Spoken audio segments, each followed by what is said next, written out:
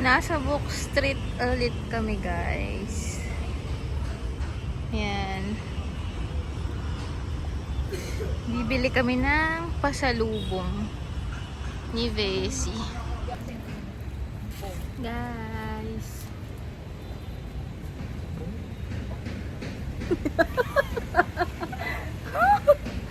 Namimili si Vesey pang pasalubong sa mga niya, team members niya. Ano yan? Good leader. Very good manager yan.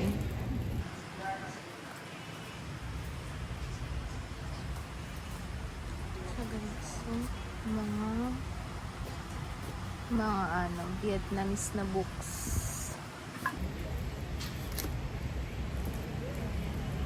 Yan siya, guys. Bibili siya ng notebook ng mga team members niya.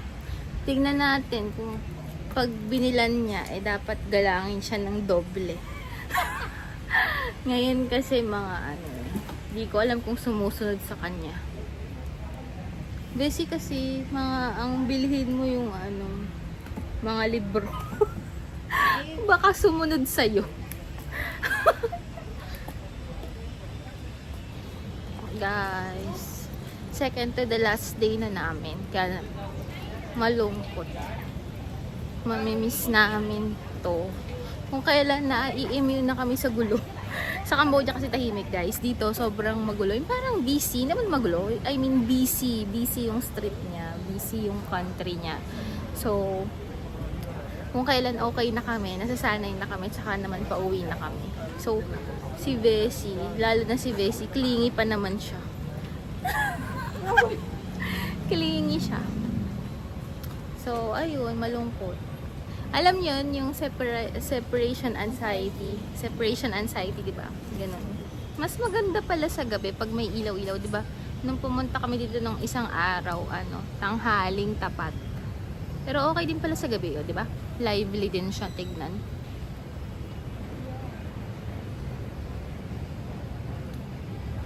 Guys, puro kain yung puro kain yung ginagawa namin ni Vesey dito sa Thailand. Ay, Thailand. Sa Vietnam. Pati sa LU ganun din ginawa namin kasi pagod na kami. Ang nakakapagod maging adult. Sa totoo lang. 32 years old, single adult and working hard. Nakakapagod. Totoo, guys. So ako bago ako nagbakasyon, sobra yung hirap ko sa work, ha. Si Vesey din, super.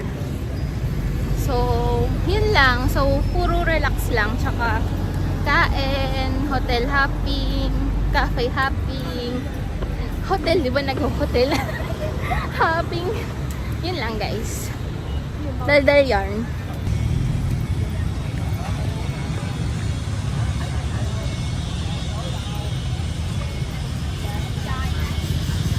Hindi pa rin kami Vietnamese food ni Vesey. Nagpasta kami, tsaka chicken.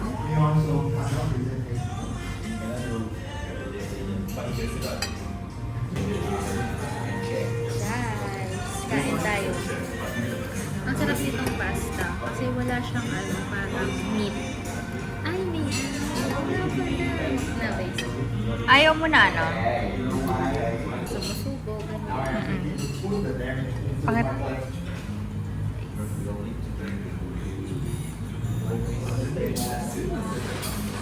Sarap. Walang meat. Ito, chicken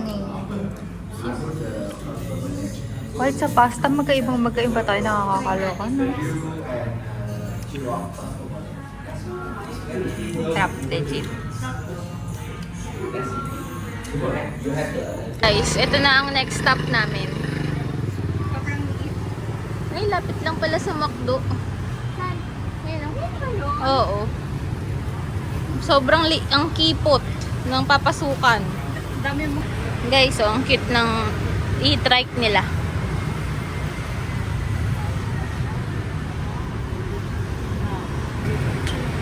Diba guys, yung makipot lang siya. Vesey, lead the way.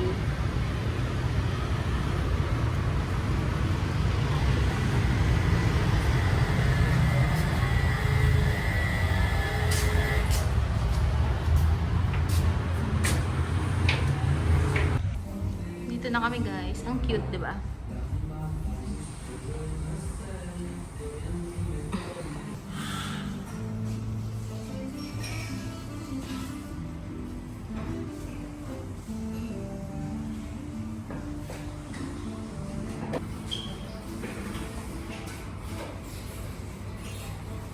Cute, cute lang niya guys, di ba?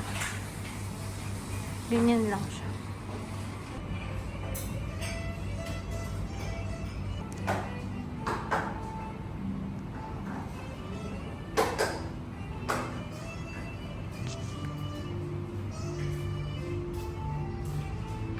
Guys, yung dessert ko tiramisu. Kay Bessie, Bessie, ano to? Creme flan. Creme flan.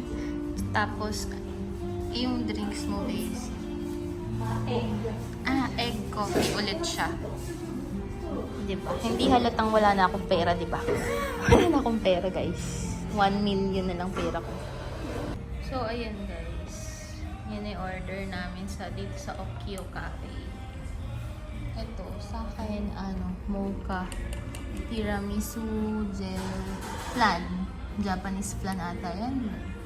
Tapos, yun, egg coffee ulit si Bessie.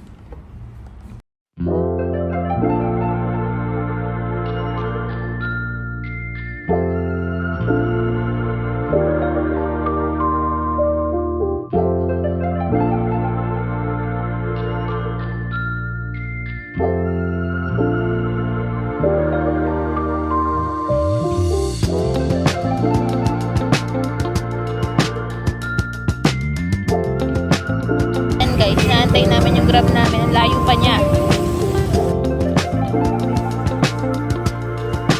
Oo, wala.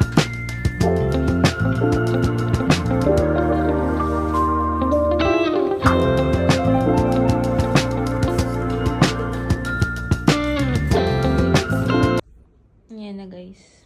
Nag-e-empake kami at kulang-kulang pa lahat.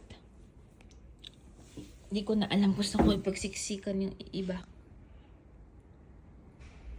Yan pa. Hindi namin, kulang kami sa luggage.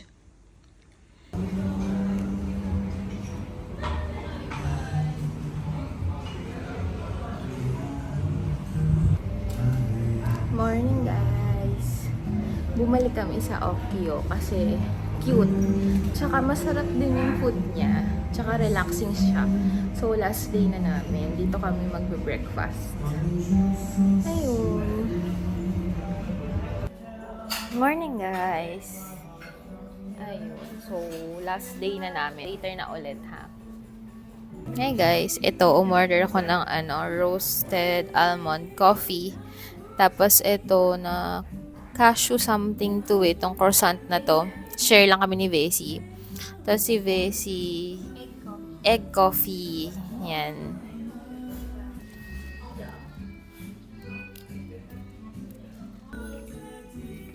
So guys, interview portion tayo sa best friend ko. Kasi cute siya today. Gusto niya magpa-video. So kailangan kong i-grab tong opportunity na gusto niya magpa-video. Well, oo nga. Ang ganda kasi ng outfitan niya today. Tatanungin kasi yung best friend ko. Ito, maraming nagtatanong nito. Nagsasabi nito na subscriber sa akin. Tanungin ko daw yung family ko tsaka best friend ko sa opinion nila about kay Mario. So ngayon, unahin natin yung best friend ko. Kasi yung family ko ayaw makisama. So, yung best friend ko muna. Tungkol kay Mario. Well, feeling ko masyadong mabilis. Lahat ng nangyari. Lalo na galing mo lang sa 17? 14-year relationship. So, hindi ko alam kung rebound mo lang ba yan rebound mo lang ba si Mario.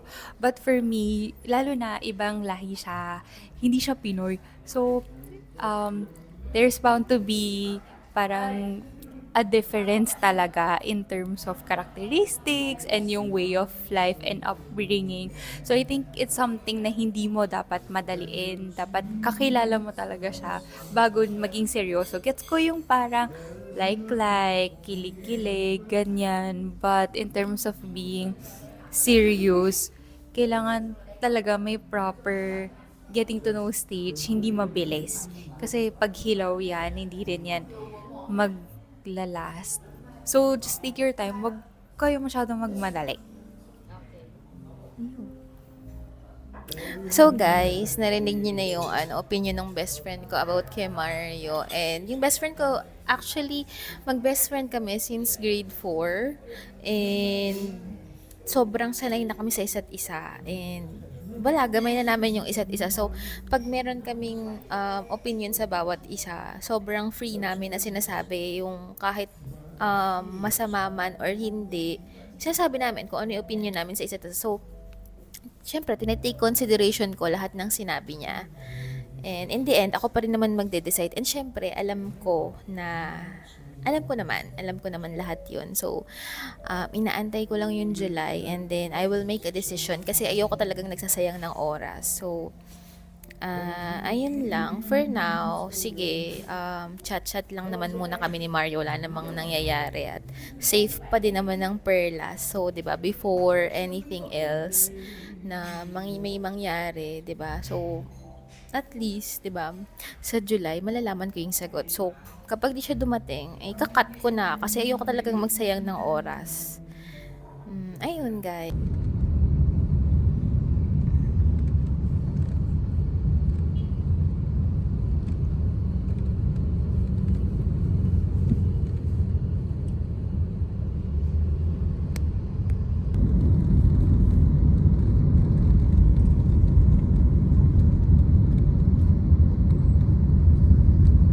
Parang ganda din. Oo, honey.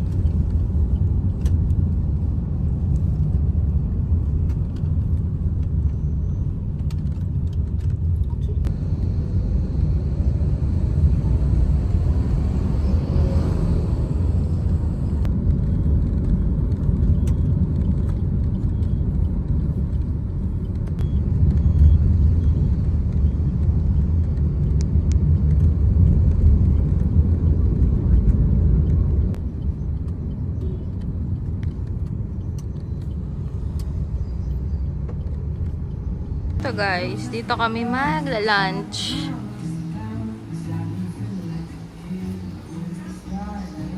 I hate Monday.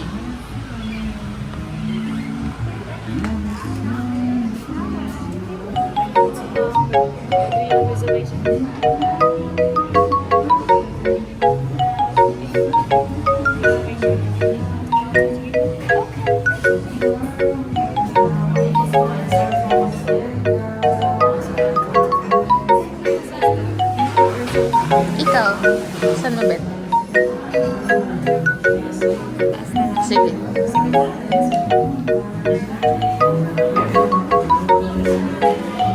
Thank you. Guys, I hate Monday. Okay. Ito yung meal nila, guys. Actually, sobrang mahal niya. Parang fine dining yung presyuhan niya. Ay, hindi ko alam. Basta mahal siya compared sa mga kinainan namin.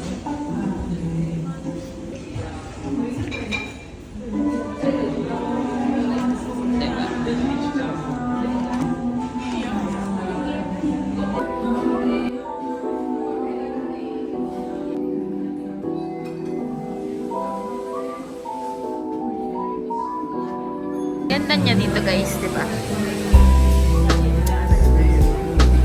Labas guys. Pero sobrang init, as in. Ang kulit. Kikikil ako sa iyo.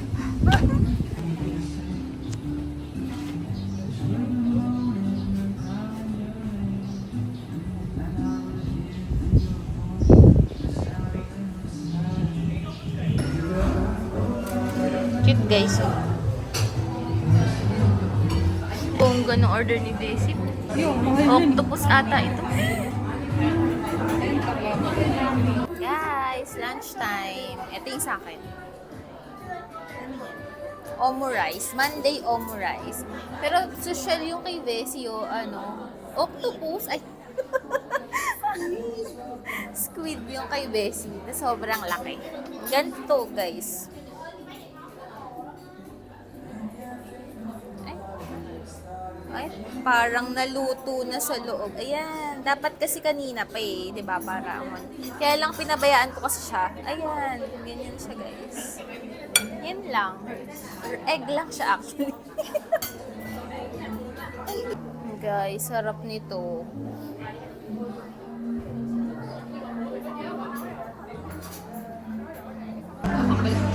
Ayan.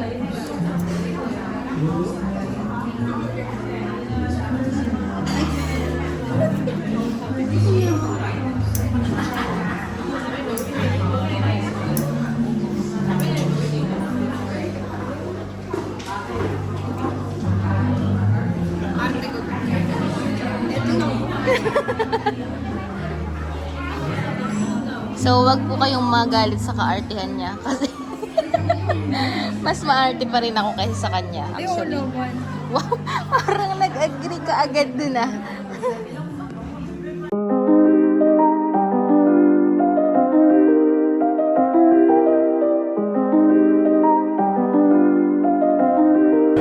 May palabas pala dun, guys. Marks.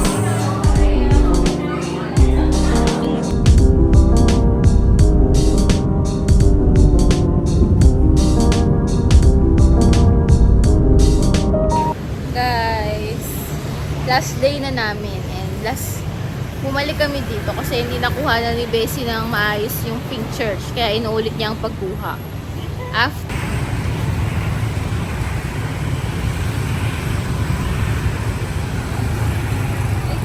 yan na guys, nakapack up na kami. Aalis na kami. Malinis na din yung hotel namin. Hindi kami nag-iwan ng kalat. Ayan lang, plastic. Pero patatapon din namin yan. Guys, may pa-drinks. Parang ngayon, ay, gusto ko try to. Pink guava strawberry. Try natin mamaya. So, magpapaalam na kami. Ang cute nito. Ang cute nito, guys, eh. Kaya lang, di ko alam kung i-recommend ko siya, guys, eh. Diba? Ang cute.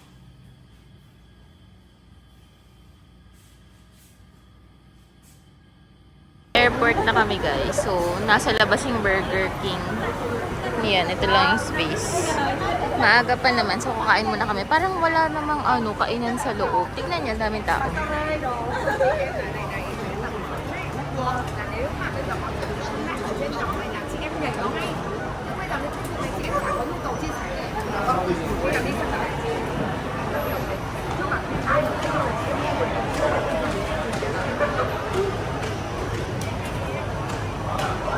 Yan, diba? Daming tao. Tapos si Bessie umorder. Yan siya. Guys, umorder kami sa Burger King. Tapos, naka 500,000 kami, which is 1,500 sa pesos. So, di namin alam ba't ganito. Eh, ang mura lang nung sa Kaya nga sa Malaysia. Oo. Hindi lang eh. Meron pa tayong isang pinag-Burger Kingan, di ba? Cambodia. Ang mura lang. Hindi tayo nagkamura. Diba? Yung to, ano to guys, yung iced tea namin, 100,000 which is 150. 300 yung dalawa. 300 yung dalawa, so 150 each. Large na iced tea. Tapos, yung chicken ko, 2-piece na Thai, 160, nasa 350. Oo, parang 350 pesos. Tapos, yung cheese stick na 4 pieces na maliliit lang, 79,000, nasa 237 agad. Kasi yung burger mo, 146,000. Compute mo nga. 146. Oo, ito talagang Burger King na to na kaliit-liit. 38? Ay, 438 pesos. Yung burgers Oh, ay, ni ala carte Bessie. na lang yun. Oo nga, a la carte. Higil ako. No, like. Guys, yun na yung 1.5. 1.5 yan. 1.5. Di ko alam paano naging 1.5 yan. Guys, ganito yung Vietnam. Airport. Yung airport sa Vietnam, ganyan lang siya, guys. Simple lang. Hey guys, kakatapos lang namin sa check-in and immigration.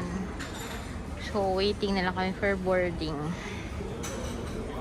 Grabe yung tubig dito, ginto. $2 yung pinakamaliit.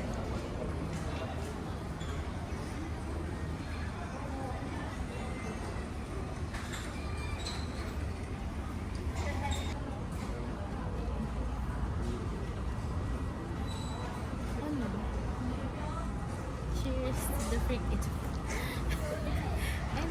Ano guys, pauwi na kami. And shout out pala sa na-meet ko kanina. Nakalimutan ko yung name. Ano ba? Basta nag-start ang name niya. So, PM me, Miss ganito yung na-meet ko dito sa airport ng Vietnam. So, thank you so much sa pag-approach. So, pauwi na kami ng Pinas. And, ang masasabi ko lang sa trip na to, ano ba masasabi ko? Honestly, mas okay naman siya. Okay siya, pero hindi ko siya babalikan. Yung ganun yung conclusion ko doon. Hindi ko siya babalikan, pero okay siya kasi sobrang mura. And, nag-enjoy ako kasi ang daming mga cute na cafes. Kung city girl ka, ganun, mag-enjoy ka dito. Pero hindi siya yung kabalik-balik like Japan for me. Pero yung Cambodia guys, oo, kabalik-balik siya. So, kung ako, babalik ako sa Cambodia. Tsaka sa Cambodia, kaya ko mag-travel mag-isa. Ganun siya kasi. So, sa trip na to, ang pinaka-favorite ko ay yung Cambodia kaysa sa Vietnam. And napaka-underrated ng Cambodia. Yung Vietnam naman, overrated. So, Cambodia tayo. So, kung magde-decide kayo kung Cambodia or Vietnam, sinasabi ko sa inyo, mag-Cambodia kayo. Mas damihan nyo yung days nyo sa Cambodia kaysa sa Vietnam. So, yun nga yung regret ko kasi hindi namin, 3 days lang kami doon. Sana naging 5. Kasi super bitin, sobrang love na love ko yung Cambodia. So, ayun lang guys, yun lang ang conclusion ko. And, yun lang. Thank you so much. Bye! Allowed. Smoking is strictly prohibited. Delayed na naman lagi. All guests to stow your hand luggage properly under the seat. Nagigigil na ako. Delayed na Please naman. above you.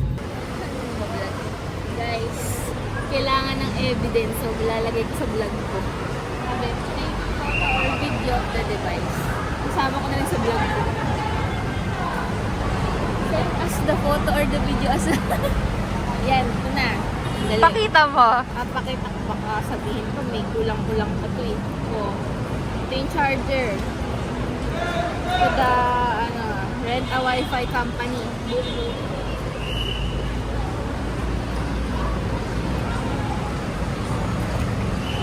Sinoli ko na ha, wala na sa akin.